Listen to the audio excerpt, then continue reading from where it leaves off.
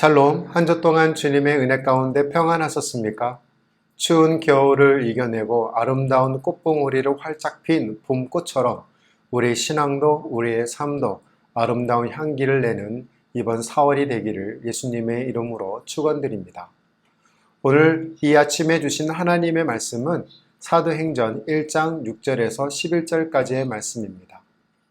사도행전 1장 6절에서 11절까지의 말씀 우리 함께 합독하도록 해요. 그들이 모였을 때에 예수께 여쭈어 이르되 주께서 이스라엘 나라를 회복하심이 이때이니까 하니 이르시되 때와 시기는 아버지께서 자기의 권한에 두셨으니 너희가 알 바 아니요 오직 성령이 너희에게 임하시면 너희가 권능을 받고 예루살렘과 온 유대와 사마리아와 땅끝까지 이르러 내 증인이 되리라 하시니라. 이 말씀을 마치시고 그들이 보는데 올려져 가시니 구름이 그를 가리워 보이지 않게 하더라. 올라가실 때에 제자들이 자세히 하늘을 쳐다보고 있는데 흰옷 입은 두 사람이 그들 곁에 서서 이르되 갈릴리 사람들아 어찌하여 서서 하늘을 쳐다보느냐. 너희 가운데서 하늘로 올려지신 이 예수는 하늘로 가심을 본 그대로 오시리라 하였느니라. 아멘. 사람들의 공통적인 관심에 대한 학술 자료를 구글에서 검색해 보았어요. 여러 항목들이 나오더군요. 사회자본, 여가, 행복감, 정치 세력, 사회복지, 그리고 코로나 이후에 변화될 사회 등등의 많은 내용들이 있었습니다. 그 중에 크게 두 개를 고른다면 돈과 건강일 것입니다. 돈에 대한 관심이 크죠. G20의 아젠다도 환율 전쟁에 관한 것이었습니다. 자국의 경제력을 회복하고 많은 이익을 얻고자 하는 것이었죠. 셀러리맨은 연봉에 대한 관심이 많고 집이 없는 사람은 내 집 마련에 관심이 큽니다. 집 있는 사람은 얼마만큼 내 집을 팔 수 있는지, 얼마의 집을 전세 낼 수 있는지 그것을 이루기 위해서는 돈이 필요하죠. 모두 더 크고 더 좋은 것을 갖고 싶은 욕심 때문일 것입니다. 고등학생들이 좋은 대학에 가고자 하는 이유가 자기 전공을 살리고 더 넓고 양질의 교육을 받고자 가는 것이 아니라 학업 성적이 되는 대로 대학을 가고 자기 과를 정하고 그러면서도 인류 기업에 취직하고자 하는 것. 그 이유는 뻔하죠. 연봉이 좋고 돈을 많이 모으면, 일찍 모으면 결혼도 할 수 있고 집도 살 수 있고 또 좋은 차도 가질 수 있기 때문이라고 합니다. 요새 또 건강에 관심이 크죠. 특히 포스트 코로나 시대에는 더합니다. 그래서 건강보존식품과 운동기구가 관심거리가 되었죠. 몇 년 전만 해도 웰빙이 더 큰 트렌드였습니다. 하다못해 초코파이 하나에도 먹는 것부터 시작해서 마시고 입고 사용하는 모든 것, 전자제품까지 말이죠. 특히 코로나 시대에 들어서면서 마늘, 민간용법에 마늘이 코로나로부터 예방이 된다고 해서 한참 유행했던 적도 기억이 납니다. 이렇게 사람들은 현재 이슈와 트렌드에 많은 관심을 가지고 있어요. 그렇다면 예수님의 관심은 무엇이었을까요? 그렇습니다. 사람이었습니다. 사람 중에도 가난한 자, 병든 자, 소외된 자, 상처받고 일어날 기력도 없는 버림받은 사람에게 관심이 컸습니다. 특히 상하고 통회하며 자복하는 심령에게는 예수님의 관심을 멈출 줄 모르셨어요. 관심은 만족을 요구합니다. 관심이 채워질 때 기쁨이 있고 빛으로 바꿀 수 있기 때문이죠. 그러면 그리스도인으로서 저와 여러분의 관심은 무엇입니까? 반드시 정립되어야 할 숙제입니다. 구원받은 여러분의 관심은 오직 예수 그리스도이어야 합니다. 그분이 약속하시고 부탁하신 성령과 사명을 가질 때 예수님의 제자들도 능력 있는 삶을 살았고 복음을 증거할 수 있었으며 담대히 외칠 수 있었습니다. 두려움과 비겁함도 떨쳐버릴 수 있었습니다. 절망과 낙심은 더 이상 자리 잡을 수 없었고 의심과 불신은 사라진 지 오래되었습니다. 그리스도인들은 세속적인 관심을 뛰어넘어 부활하신 예수 그리스도가 부탁하신 사명에 관심을 가져야 합니다. 그것은 예수님의 증인이 되는 것입니다. 지난주의 말씀에도 행전 속에 숨겨진 메시지에서 발견한 것이 무엇이었습니까? 그 일을 감당하도록 예수님께서 성령님을 보내주셨다는 거예요. 그 성령의 능력으로 복음에 증인된 삶을 살아야 한다는 것이었습니다. 그래서 H29 Movement, 사도행전 29장을 계속 써가야 한다고 말씀을 드렸습니다. 그러기에 여러분은 복음의 빛을 누리는 데에만 머물러 있어서는 안 됩니다. 짧은 120여 년 한국 기독교 역사에 교회는 세계 교회 사이에 지대한 영향을 끼칠 만큼 부흥했고 성장했습니다. 이것은 하나님의 크나크신 은혜였고 축복이었음을 누구나 인정할 수밖에 없습니다. 하지만 이것 갖고는 부족해요.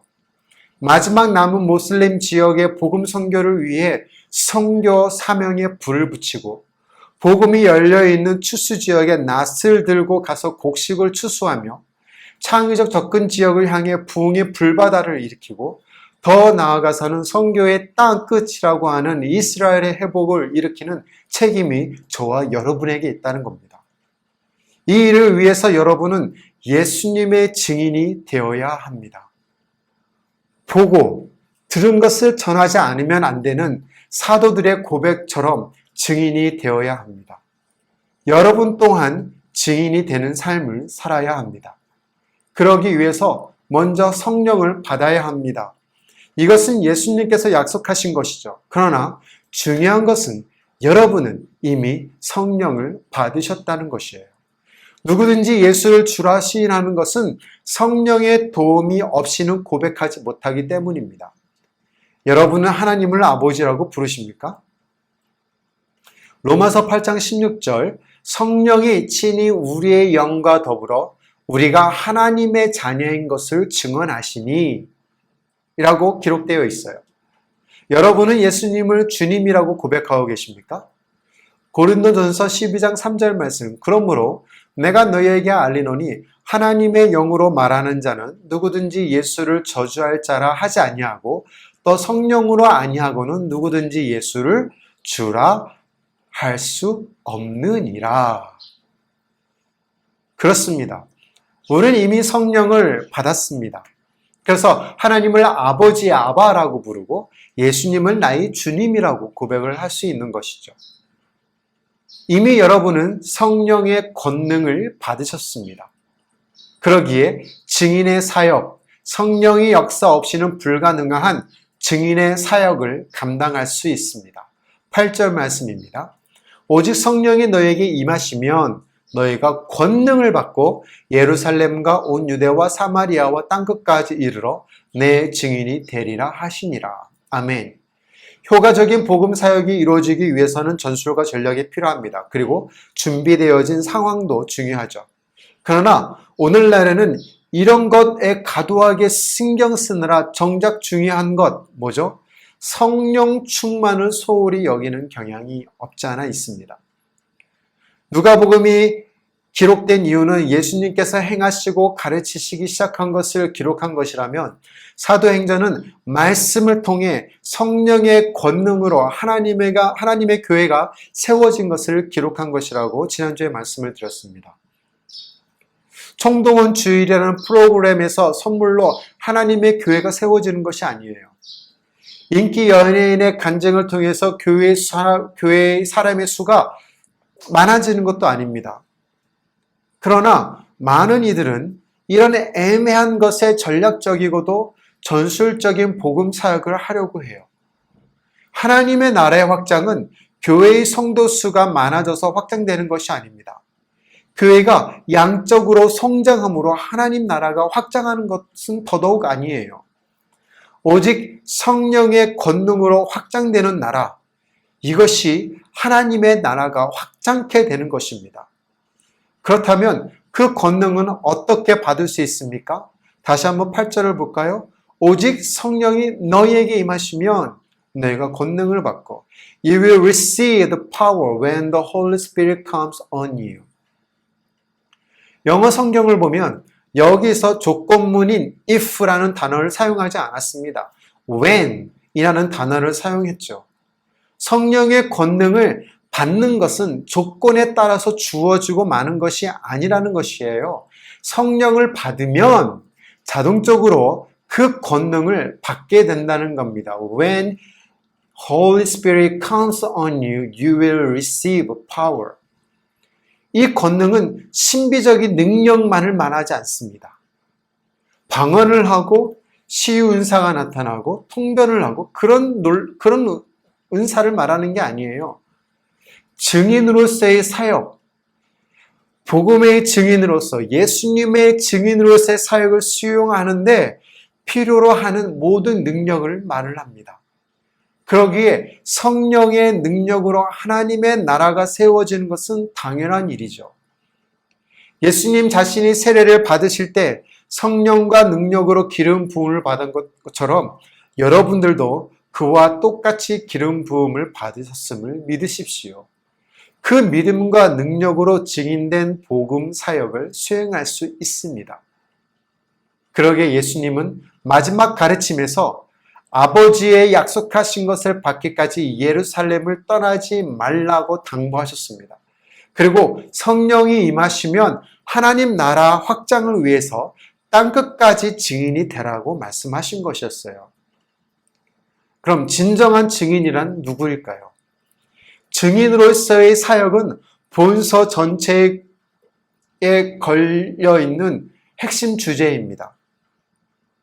구약시대에 이스라엘 민족의 제사장의 나라로서 증인된 사역을 펼쳐나갔다면 이어서 제자들이 사역을 통해 증인된 삶을, 증인된 복음 사역을 완수해 나가는 과제들로 남겨졌습니다.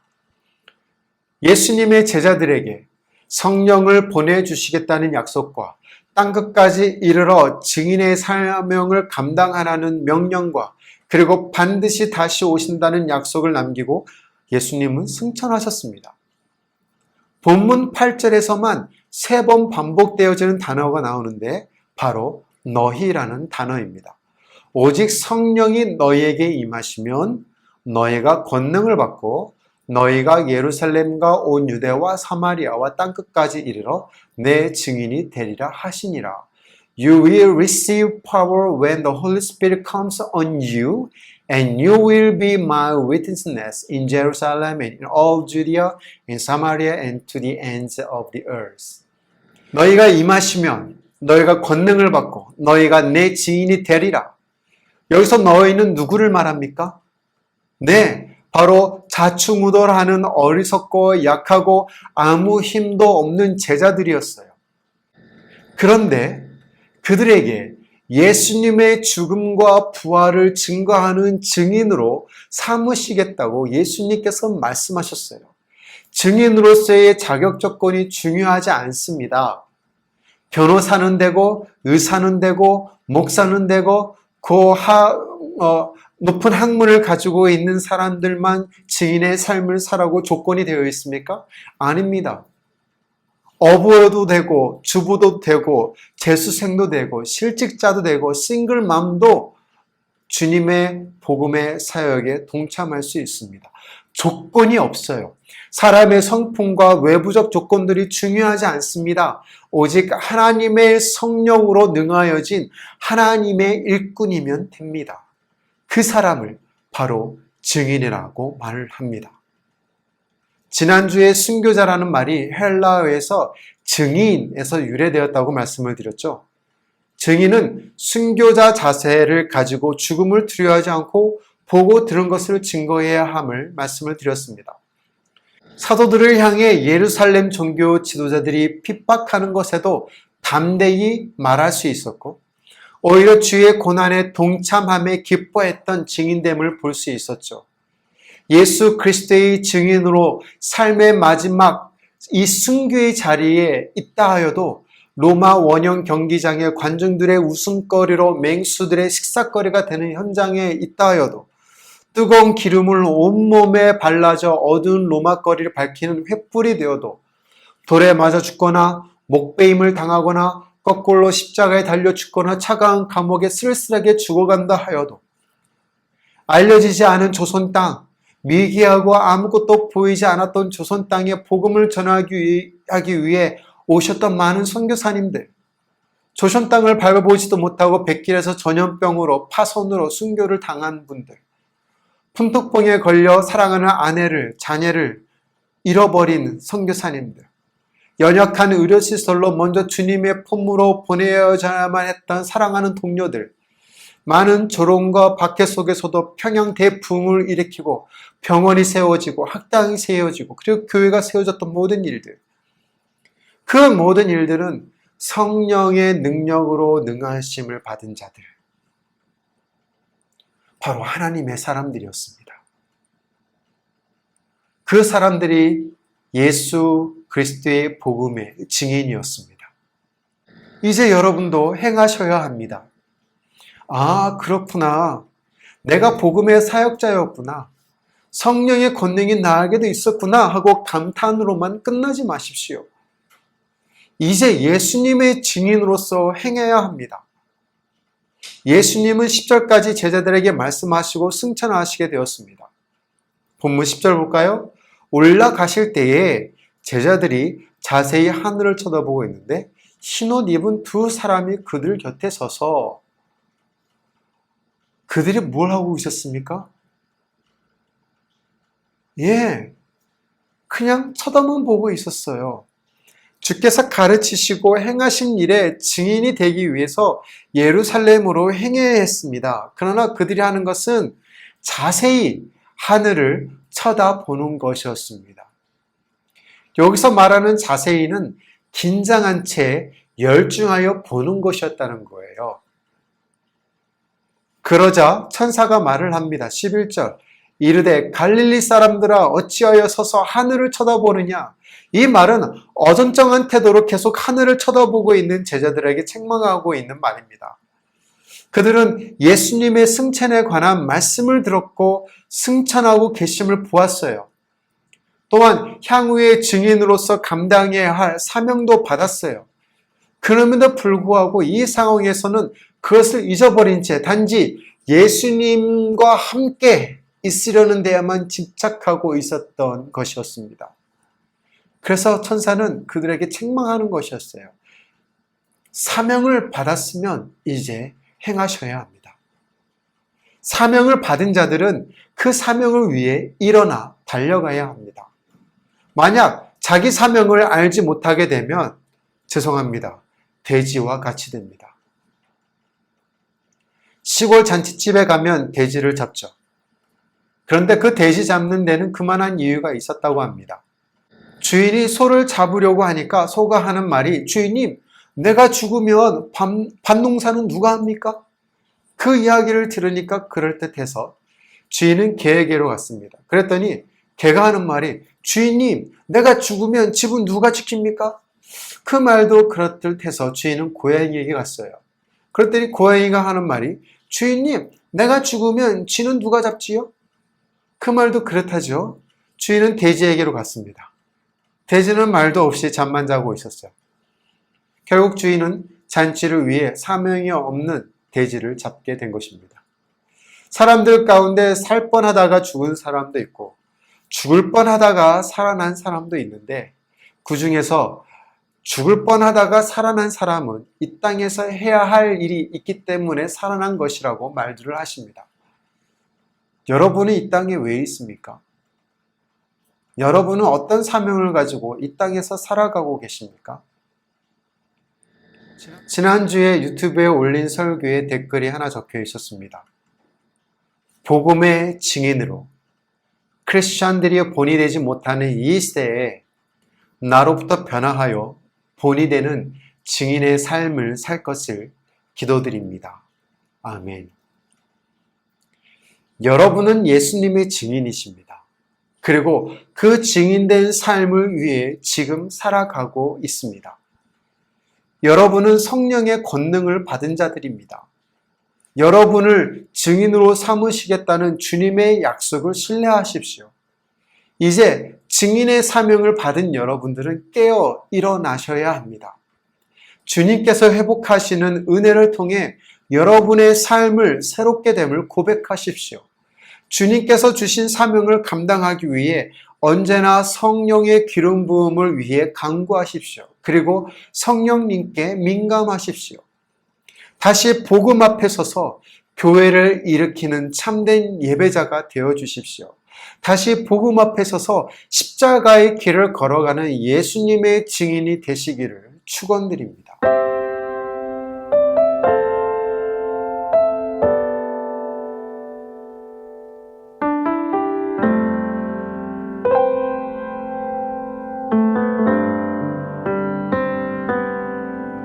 많은 이들 말하고 많은 이들 노래는 하지만 정작 가지 않는 길 두려운 생각보다 많이 힘들고 험한 길보단 그저 말로만 가려기에 점점 멀어져만 가네. 내게 생명 주었던 그 길 점점 이용하려 하네. 내게 사랑 주었던 그 길 다시 복음 앞에 내 영원 서네. 주님 만난 그때 나 다시 돌아가 주님께 예배 드리며 다시 십자가의 길 걸으리.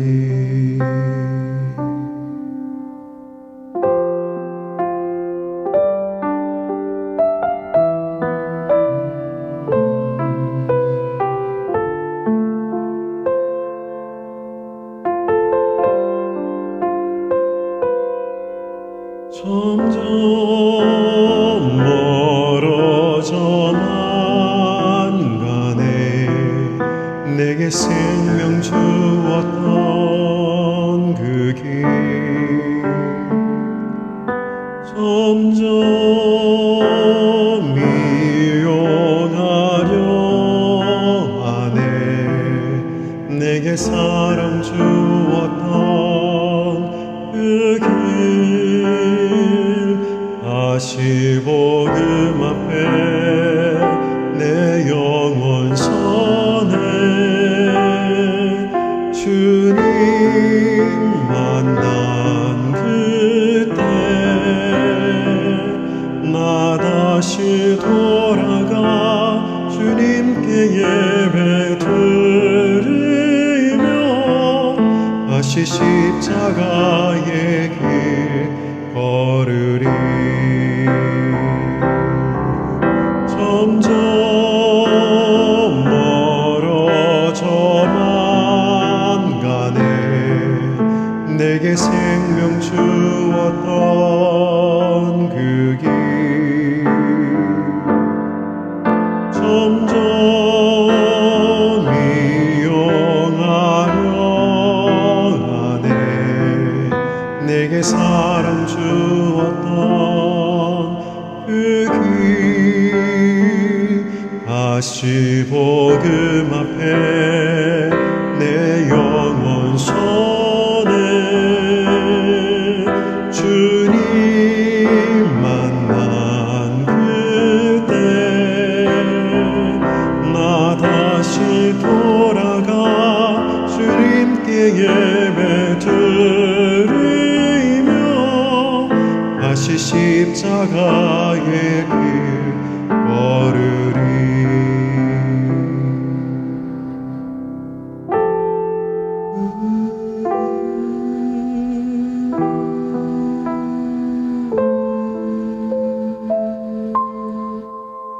다시 십자가의 길 걸으리.